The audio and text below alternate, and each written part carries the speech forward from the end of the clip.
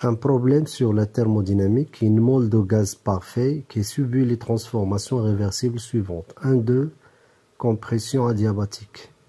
2, 3, dilatation à pression constante, isobare. 3, 4, détente adiabatique. Et finalement, 4, 1, refroidissement à volume constant, isochore. Vous avez gamma, Cp sur Cv. Vous avez A, V1 sur V2, B, V4 sur V3. On va d'abord représenter l'allure des 3-4 transformations. Ensuite, calculer les différentes variables d'état.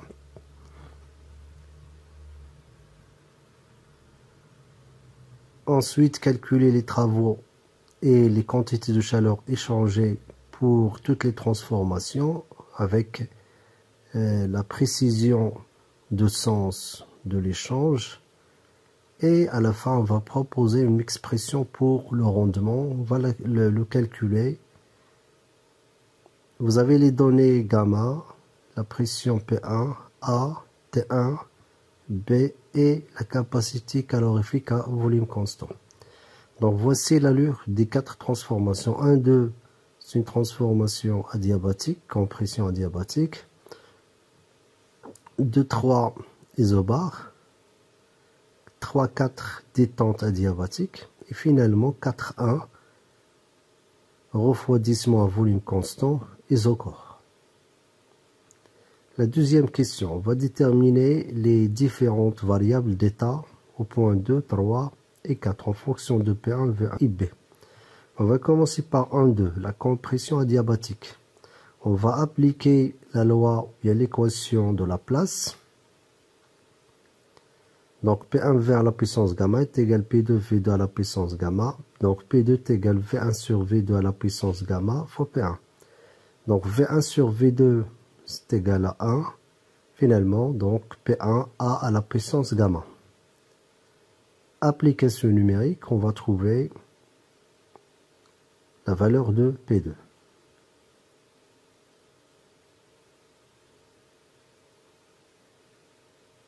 Ensuite, vous avez le rapport V1 sur V2 est égal à A. Donc, V2 est égal à V1 divisé par A. Et d'après l'équation d'un gaz parfait, P1, V1 est égal à RT1. Je peux calculer V1. Vous avez déjà P1, vous avez déjà T1, la constante d'un gaz parfait. Donc, je peux calculer à quoi est égal V1. Et par la suite, je dois la diviser, la valeur de V1, je dois la diviser par A9 pour trouver V2. Finalement, au point 2, je peux appliquer l'équation d'un gaz parfait. Donc T2 est égal à P2, V2 divisé par R. Je remplace P2 par P1 fois A à la puissance gamma. Je remplace V2 par V1 divisé par A. Donc finalement, vous avez dans le nominateur A à la puissance gamma et dénominateur vous avez A. Donc A gamma moins 1, P1 V1 divisé par R. Et c'est quoi, à quoi est égal P1 V1 divisé par R? C'est tout simplement T1. Donc finalement, donc, je trouve la valeur de T2.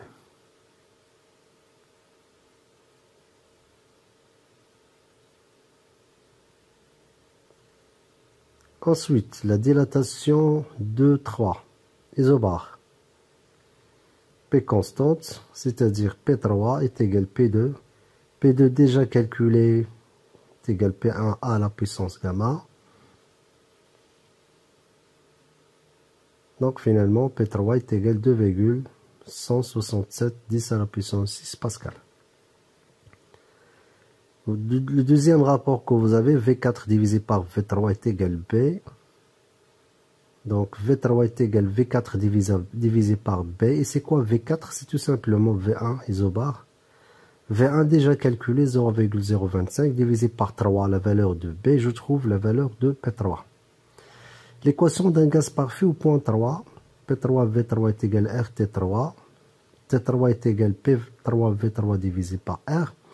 P3 est égal à P2 est égal à P1 A à la puissance gamma. Et V3 est égal à V1 divisé par B. Donc finalement, je trouve l'expression suivante, application numérique, je trouve la valeur de T3. La détente adiabatique 3, 4. Donc adiabatique, je peux appliquer l'équation de la place, P3, V3 à la puissance gamma, est égal P4, V4 à la puissance gamma. Donc P4 est égal P3, le rapport V3 divisé par V4 à la puissance gamma. Donc qui est tout simplement le 1 sur B. Donc finalement, vous avez P3 divisé par B à la puissance gamma. Et c'est quoi P3? C'est P2. P2 déjà trouvé, c'est P1 A à la puissance gamma. Donc finalement, on va trouver P1 fois A divisé par B à la puissance gamma. Application numérique, on va trouver la valeur de P4. L'équation d'un gaz parfait au point 4. Donc je trouve le T4. Voilà, donc P4, V4 divisé par R. Je remplace V4 par V1. P4, voilà, à quoi est égal P4 en fonction de P1.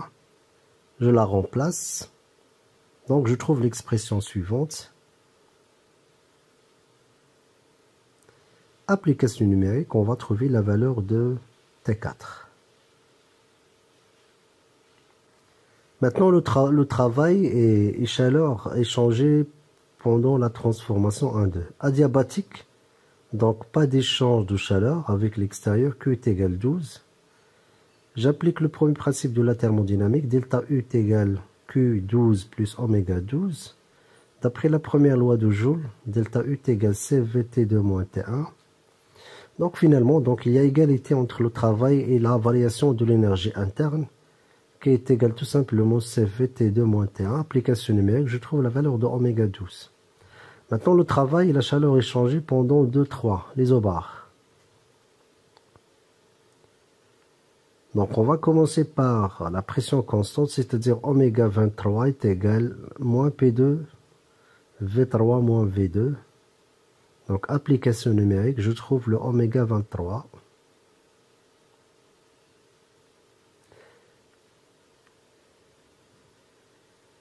La variation de l'énergie interne est égale CVT2 moins T1 d'après la première loi de Joule. Donc je peux la calculer. Donc je trouve la valeur de la variation de l'énergie interne d'après le premier principe de la thermodynamique. Delta U est égal Q23 plus oméga 23. Je trouve le Q23 par la soustraction de delta U moins oméga 23. Application numérique, je trouve la valeur de la chaleur. Maintenant, le travail et la chaleur échangée pendant la transformation 3-4 adiabatique. Adiabatique, vous avez Q23, 34 est égal 0. Le premier principe de la thermodynamique, égalité entre la variation de l'énergie interne et le travail. La première loi de Joule, donc CV T4 moins T3. Finalement, application numérique, on va trouver oméga 34. Le travail et la chaleur échangée pendant la transformation 4-1. Isocore. Isocore, oméga est égal, oméga 41 est égal 0, puisque le volume est constant. La chaleur échangée est égale à la variation d'énergie interne de gaz, delta U est égal Q41 plus oméga 41 est égal Q41. Donc, puisque oméga est égal 0, donc égalité entre la chaleur échangée et la variation de l'énergie interne. Application numérique, je trouve la valeur de la chaleur échangée. Maintenant, la dernière question, le rendement. Donc, il représente le taux de conversion en travail de l'énergie thermique reçue. Par définition, le rendement est égal moins oméga cycle divisé par la quantité de chaleur reçue. Donc, on va calculer la quantité de chaleur reçue. C'est tout simplement l'énergie thermique qui est égale 42,283 joules. On a déjà calculé les quantités de chaleur d'après le signe reçu et perdu. Donc, il s'agit de la quantité de chaleur reçue pour calculer le rendement. Ensuite, vous avez le travail de cycle. C'est la somme des travaux. Donc, on va trouver moins 19 359 joules. Donc, je fais l'application numérique. Je trouve le rendement est égal à 0,46. Il y a une autre méthode La méthode, c'est tout simplement on remplace, puisqu'il s'agit d'un cycle, je peux remplacer le oméga cycle par la somme des quantités de chaleur échangées. Donc voilà, QCD plus Q reçu, divisé par quoi? Par Q reçu. Donc un petit arrangement mathématique, je trouve que le rendement est égal à 1 plus QCD divisé par quoi? Q reçu. QCD, c'est tout simplement le Q41. Et reçu, c'est tout simplement la quantité de chaleur Q23. Donc je fais l'application numérique, je trouve le rendement 0,40